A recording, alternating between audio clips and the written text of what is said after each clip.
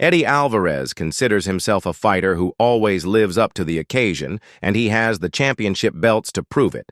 But as he prepares to headline the first ever BKFC card in his native Philadelphia on John 25, the 40-year-old veteran is still haunted by arguably his worst night at the office when he last fought close to home.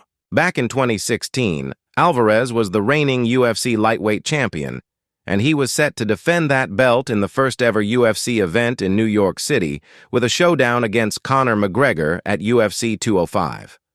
What could have been his crowning achievement turned into his greatest nightmare after. Alvarez was outclassed on the feet and ultimately finished with strikes in the second round as McGregor claimed champ status by becoming the first fighter in UFC history to hold two titles simultaneously.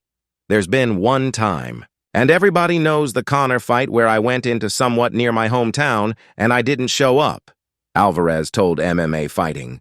That was probably the one time that really shocked even myself. Because throughout my entire career, home or anywhere nearby, whenever that spotlight's on me and whenever the stakes are big, that's when I show up big. Alvarez hasn't actually fought at home in Philadelphia in over 14 years, but he spent much of his early career competing close by in places like Atlantic City, NJ, when MMA still wasn't legal in Pennsylvania. The chance to headline the debut UFC card in New York City almost felt like a homecoming, but even now, more than 8 years later, Alvarez still laments his poor showing that night. That's perhaps the biggest reason why Alvarez is determined to dazzle his hometown audience when he clashes with Jeremy Stephens in a bare-knuckle fight in January.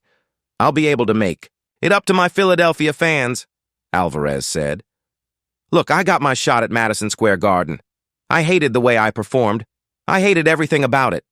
But there's only stadium better than Madison Square Garden, and that's the Wells Fargo in Philadelphia.